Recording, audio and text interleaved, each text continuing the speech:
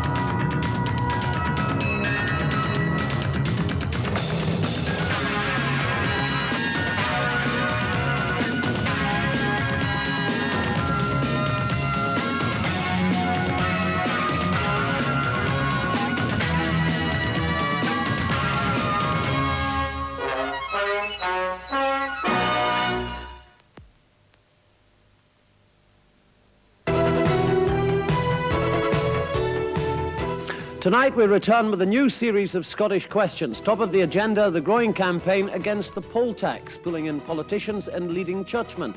Can they stop it? And why does the best chance lie not in Scotland, but in England? Who'll hand out the beef and butter mountains, local councils or charities?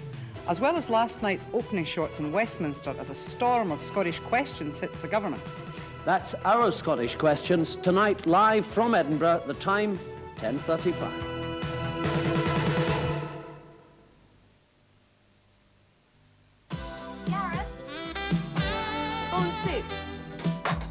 With new higher fibre whole soups, Heinz really is. Supercharged? Like new tomato and lentil whole soup, one of a delicious range of soups with higher fibre that make Heinz more wholesome than ever. Super Bowl. New higher fibre whole soups. Here, what's that small Australian kangaroo called? Wallaby. Well, nice of you to ask. I'll have another can of McEwan's. McEwan's export. The taste that speaks for itself. Hello there! Scottish Book Fortnight is here. There are authors' talks, signing sessions and children's events, all at your local libraries and bookshops. Scottish Book Fortnight features 104 books and over 100 events taking place throughout Scotland. Read on, Macduff. Scottish Book Fortnight, from October the 24th. If you're buying a house or flat for the first time, it pays to look around for the best mortgage deal, because usually you need most of your savings for your deposit. And then there's legal fees, surveys, decoration, carpets, curtains, tables, chairs, hi-fi, cooker, TV, video, bed, bedding, cutlery, crockery, furniture. Bank of Scotland knows it's a nightmare, which is why we offer 100% mortgages with free extras, including house buildings insurance, leaving your money for the other things you've got your eye on. For your copy of our first-time buyer's guide, call in at any branch. For written details, dial 100 and ask for free phone Bank of Scotland. We're 100% behind first-time buyers. Bank of Scotland, a friend for life. Here's a straightforward offer from Renault on the Renault 9 and the Renault 11.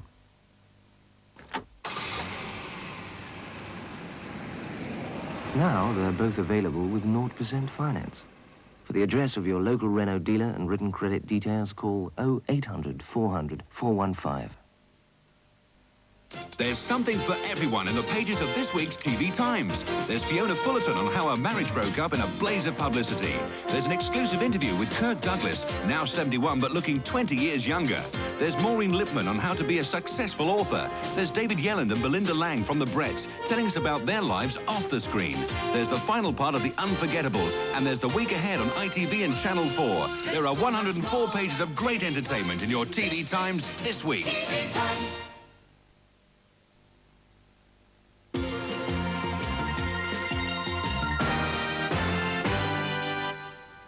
Derek needs these wheels to get around. The only wheels Jennifer has need an MOT, but that doesn't stop them being friends. At the Kirkcaldy Fab Club, physically handicapped and able-bodied people enjoy going out together for meals or to the theatre and have a whole range of activities at their weekly meetings. If you live in the Kirkcaldy area Why don't you come and meet us? Contact Mrs. Martha Bailey, 28 Viewforth Street, Kirkcaldy, Fife.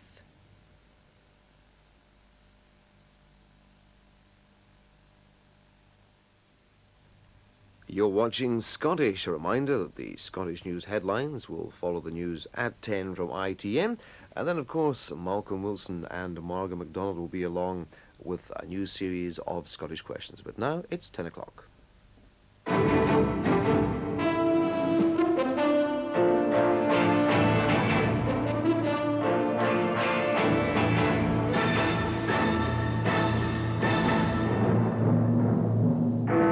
America and Russia look for a treaty by the spring. The market slides again, BP's 50 pence below the government offer. Mr. Hattersley wants to know what the three cleared of kidnapping were up to. An Iranian missile hits Kuwait's main oil terminal. And Mrs. Reagan, out of hospital, says she's glad she's home. Good evening. The American Secretary of State, Mr. George Shultz, and the Soviet Foreign Minister, Mr. Eduard Shevardnadze, are said to have made good progress today when they met in Moscow to negotiate a nuclear weapons treaty. They haven't set a date for another summit yet. That could be agreed tomorrow when Mr. Shultz meets the Soviet leader, Mr. Gorbachev. The American arms negotiator, Mr. Max Kampelman, said they were looking for a treaty by the spring. Both sides agree that they should get rid of medium-range nuclear missiles. The final treaty will be signed at a Gorbachev-Reagan summit. It could open the way to cuts in long-range weapons. But America and Russia disagree on how to verify that the other side has dismantled its missiles, on the timetable for removing the weapons, and on Star Wars. They rode into Russia by rail. American arms negotiators in twin-bunk compartments on the overnight express. All planes grounded by Moscow's worst fog this century. The train from Finland was Lenin's route to revolution 70 years ago this month, through a bleak northern landscape. The Schultz approach to politics is more relaxed. So Frank and I are here with Marcia and Obi. We're chatting, and Frank and I are sharing our thoughts. And we'll have some good time to talk and get further our preparations in the process. Max Kampelman, who heads the U.S. team at Geneva, conferred with aides, while veteran arms negotiator Edward Rowney played harmonica. By dawn, the Americans were on a freezing Moscow platform, Schultz insisting he'd slept well. In his luggage, the American side of a document that could make history. An outline agreement to eliminate medium-range weapons is already agreed. Now the details and date to decide. Soviet Foreign Minister Shevardnadze seemed to ponder the significance of the first deal to scrap nuclear weapons since the dawn of the nuclear age. The mood was positive, almost jovial. Shevardnadze said the obstacles they'd faced in negotiations were nothing compared with Schultz's battle through Russian fog to get here. We'll see, said Schultz, and his caution proved right. The talking's not over yet. Tonight, Soviet and American spokesmen said there were a number of detailed questions proving difficult to resolve. No less than 8 working groups have been set up, and they'll continue talking tomorrow. On medium-range missiles, the issues of verification and phased destruction are still sticking points. But there's no mistaking the optimism here tonight that a deal will be done. Ian Glover-James, News at 10, Moscow. One of the Soviet Union's biggest concerns in the arms talks is President Reagan's Strategic Defense Initiative, or Star Wars. Moscow wants to limit the work on laser technology taking place in America before an agreement is reached to cut long-range missiles. In America, some experts now think traditional rockets could offer more cost-effective protection in space. In 4 years, this enormous underground test laser in California has proved its potential as part of President Reagan's strategic defense. Now a smaller, more powerful laser, a quarter of the size, is being built. It's the development of exotic technologies like this, which the Soviet Union says must be limited. Soon work will begin locating a scaled-up version in the New Mexico desert, near a remote former gold mining town, the inhabitants preparing themselves for a lucrative influx of scientists and contractors. It's not the fact of building the laser here which worries the Soviet Union and the critics. It's what the scientists do with it when it's operational in the mid-90s. The underground laser will be 1 kilometer long. The objective, first, to test how the intense beam is distorted by the atmosphere, then to bounce it off an orbiting mirror. It's this potential to shoot down missiles which the Soviet Union and scientist critics say requires limits on strategic defense development. Without such limits, they say, the 1972 anti-ballistic missile treaty is threatened, and thereby the superpower trust vital for arms control to work. Perhaps we could scale that program back and make it only 100 times brighter than the biggest laser that we have today. And so for relatively small adjustments in the technical parameters of the testing program, we could get major reductions in offensive nuclear forces and still continue a basic research program. But Pentagon officials say the only way to realistically test this technology is in the way it might be deployed one day. If we had to make a decision on a ballistic missile defense system without having carried out a realistically representative experiment in a scalable sense, where all the physics and phenomena that Mother Nature can throw at us gets encountered, then we would be extremely foolhardy to design a system and to start to build and deploy a system based on that concept. But while the debate's about the so-called exotic technologies, it's the potential of these high-speed traditional rockets to shoot down missiles at just 600,000 pounds a time, which is creating Pentagon interest. The result? Cash for some other research is being squeezed and test programs delayed. The stock markets in London and New York went on down today. In New York, a Dow Jones index has just closed down 77 points. In London, the Financial Times Stock Exchange Index has closed down 110.6. New York is waiting now for President Reagan's news conference at 1 a.m. It thinks he hasn't yet got the message that his budget deficit must be cut by higher taxes. Interest rates were cut in America to 9% today. The market is also cutting 2 hours off its trading hours from tomorrow. It thinks the brief rally there was chiefly firms buying their own shares on government urging. It has just suspended trading by programmed computers. In London, the BP share price closed at 280 pence. That's 50 pence below the government offer. The government is not extending the time for buying the shares. Mrs. Thatcher told the Commons the investors must decide for themselves. London is also waiting for trade figures tomorrow. What's plain is that a week after the bull market ended, it's now conventional wisdom it has ended. Ed Mitchell spent the day with a stockbroker.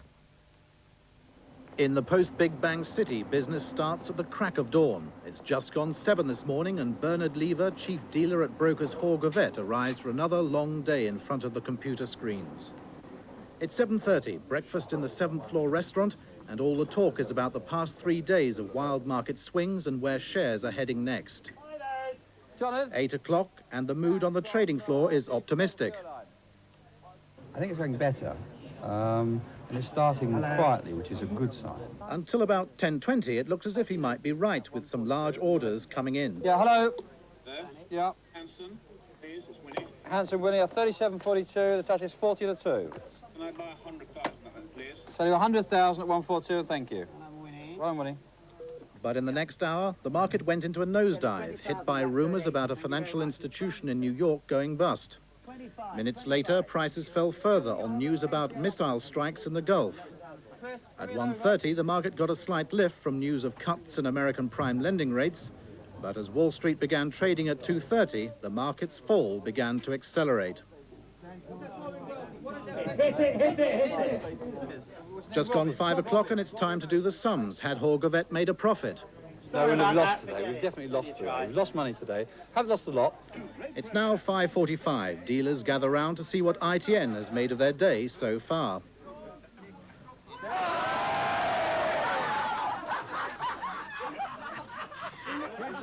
After almost 12 hours at work, and it's time to head back home to Henley-on-Thames. He'll be up again at 5:30 tomorrow with the same question on his mind. Which way will the market go next? Ed Mitchell, News at 10, The City. Can you hear me?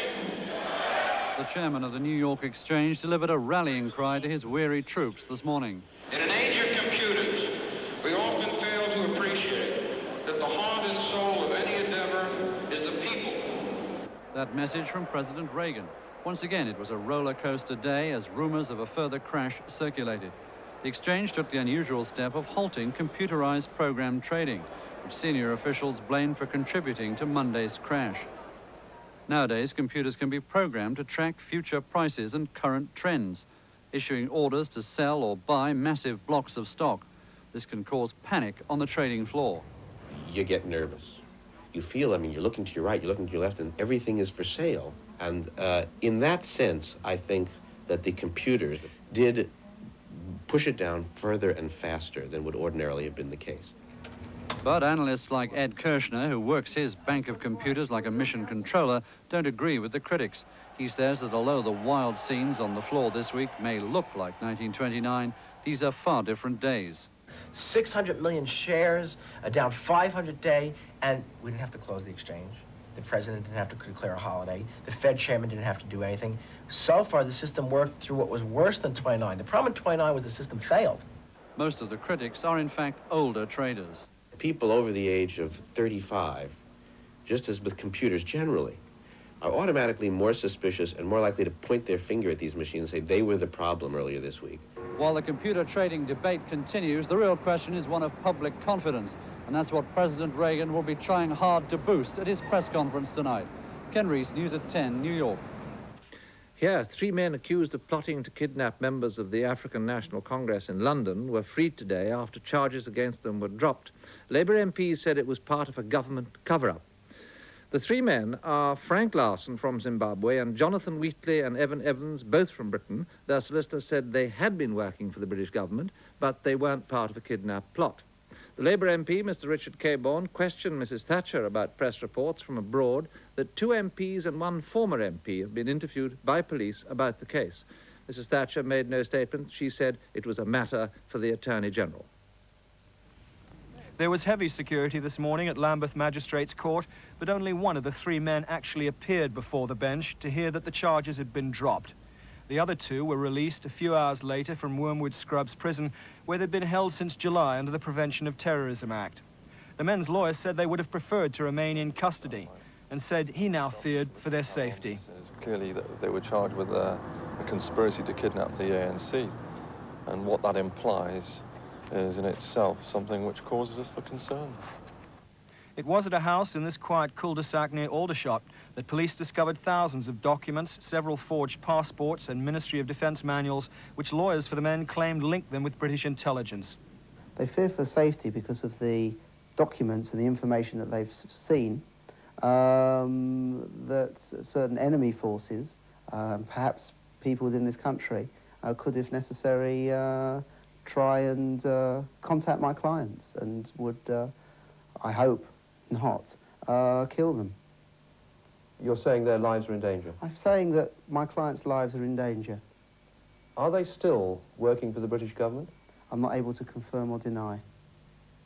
At the headquarters of the ANC, primary target in the alleged conspiracy, real concern over the decision to release the men.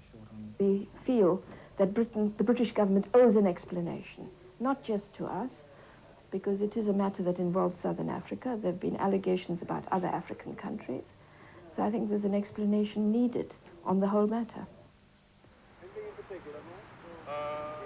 Labour MP Richard Cabourn was the first to raise the issue in Parliament. He was armed with a copy of the South African newspaper article which alleged that politicians were involved in the case. Around the world, we've been having headlines like this, which is people in high places are linked to ANC kidnap trials, and that people in high places are indeed 2 members of this Honourable House, who I believe a statement ought to be made to clear their name, and also ex-member of this House. As the honourable gentleman is aware, prosecution matters are not a matter for me. I will call attention to what the honourable gentleman has said to my right honourable friend.